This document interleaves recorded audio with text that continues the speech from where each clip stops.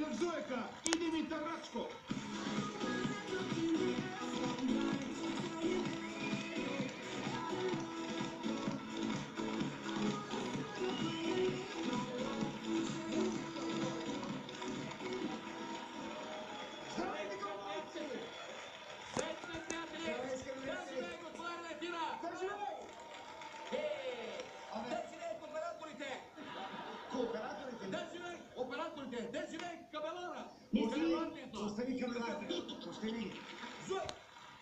Сега нещо много хубаво ще кажа.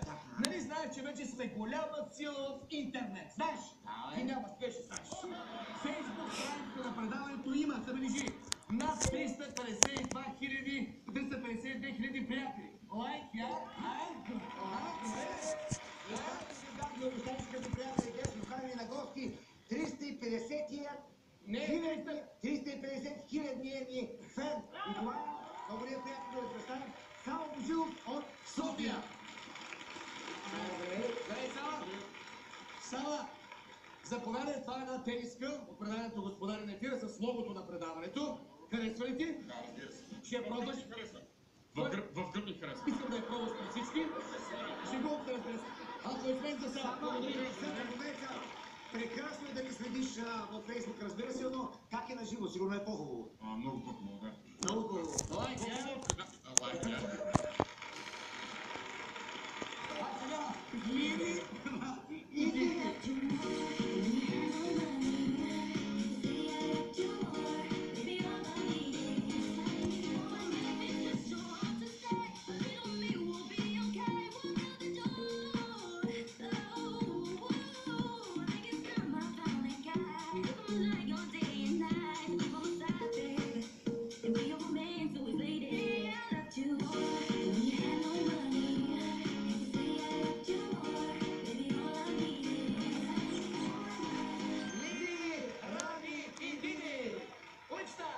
Сигурен съм, че много повече от 350 хиляди български мъже са луди по вас. Сигурен съм, че ръководят с четирима.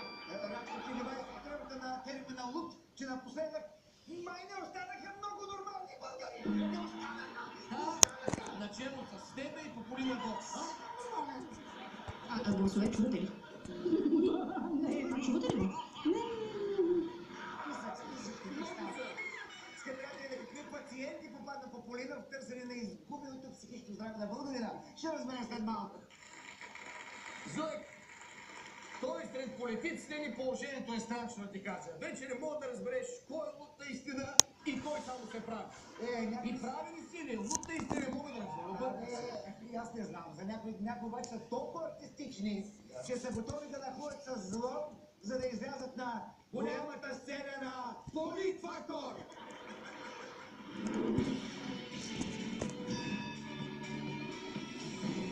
И тази година Политфактор затвърди позициите си като политическо шоу номер 1. В деня на големите концерти, местни избори 2015, сцената бе атакувана от повелителя на нощ на София.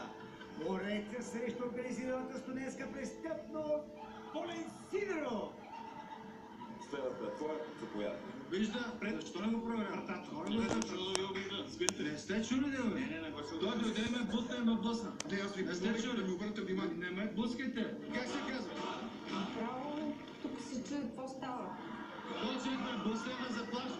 Изключително странно поведение. Изглеждаш ми, сякаш си готов да скочиш на някой и да го натупаш. Това е публика?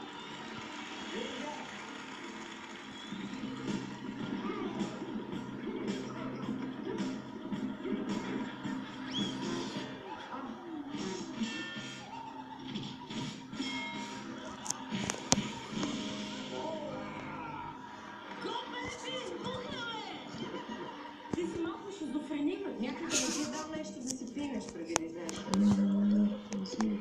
Добре, че чухме, че Българската полиция всъщност беше направен опит да бъде убит. сега пил ли сте, не? Имам си греховете, имам си грешните страни, но защо? Защо според вас е това озлобление? Защото аз се сблъскам с злоба. Ами не можеш да очакваш, когато си негативен, другите хора да връщат на теб с любов. Това, че ви искате отново да нападате Сидоров, да го изкарате лош, това упражнение съм го виждал. Ти живееш явно в някакъв друг свят, в някаква друга държава и това не е окей. София е една клоака. София е едно ужасно място, където се продава дрога. Кой ви спира? Кой ви забранява да се занимавате с тази тема? Кажете, шефовете на Нова телевизия, Зурлева, Штосел, те ви забраняват ли? Според мен една част от тебе сигурно си дава сметка, че има нужда от нещо различно. Уроците на живота са много важни. Шамарите, които получаваш, докато животът ти върви, са много важни. И е много важно дали взимаш поука от тия шамари. И тогава, ако си достатъчно умен, разбираш, че влака няма да идва всеки път. В крайна сметка, последната дума имаше публиката, а тя никак не хареса това изпълнение.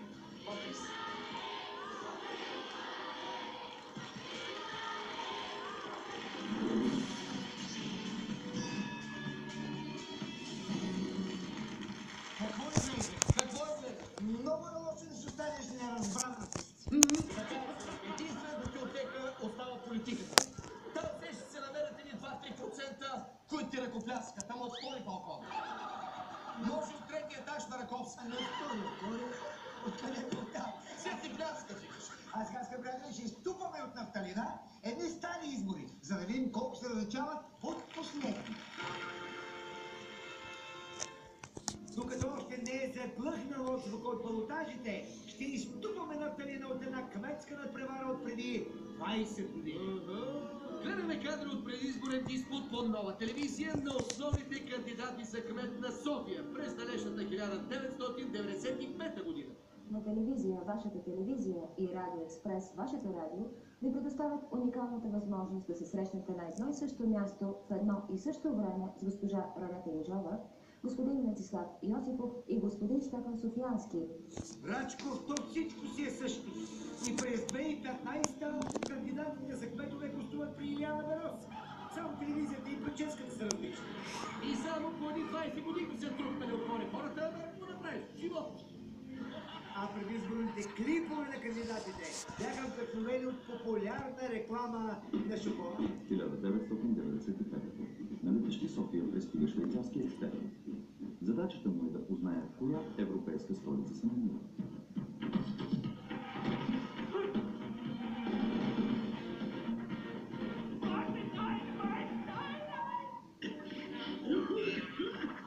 София, нали? Абе, Зоек, те и клиповете от кметска надпревара 2015 не са много по-различни. Направени с по-модерна техника, ама все така са вдъхновени от актуални реклами.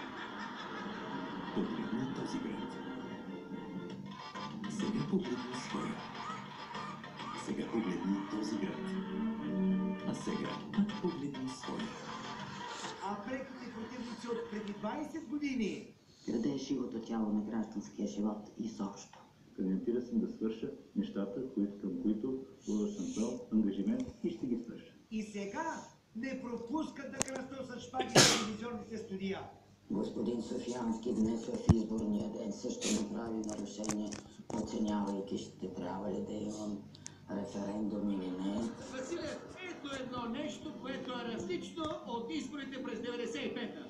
Тогава госпожа Инчова беше тази, която наруши изборната тайна. Сега се вълнувам, защото за първи път гласувам за себе си.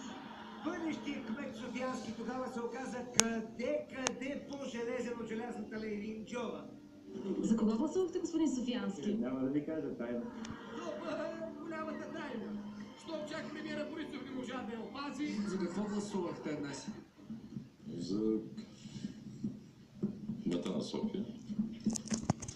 Да, Штефан Дъкова мисля, че направи много неща. Тази схема не е доволно позната. Първо всеки кандидат обещава. Влагането на ред в общината, създаването на нормални условия и правилното на тежестта на прехода са нещата, които ще могат да направя и ще направя през следващите 4 години. А след всеки мандат, вътрешно партийно си отчита много бледно успех. Да, Штефан Дъкова мисля, че направи много неща. Рачков, в това отношение нещата не са се променили не от 20, ами от 220 години. Те са неизменни като снимките на Стефан Софиянски. Още е снимка. Знаем господин Софиянски.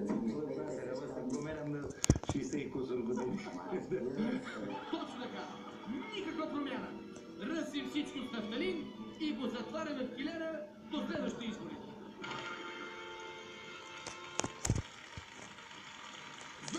Да, и какво излиза? Излиза, че от 20 години се въртим в кръг. И повтаряме един и същи цикъл. Това ли си за от 20 години разреши се въртим в кръг. То поле да беше окръжно. Сега се замисля. При това положение излиза нищо чудно, че всеки трети българин е циклофреник. Трети. Всеки трети ли? В такъв случай излиза, че една от Лили, Ради или Дили не е добре справа. Момичета, коя е добро да се признае да не прави изследване? Коя не е добре с глава? Няма смисъл, когато куполи на бокс е наоколо, не е задължително. Не е главата, не я слуша за трима. Коя от вас не е добре? И трите. Вокс. Куполи на Вокс. Здравейте, скъпи приятели! Има ли луди? Не бе, днес питам сериозно. Хвати ли се психиката на българина или само аз виждам диагнози?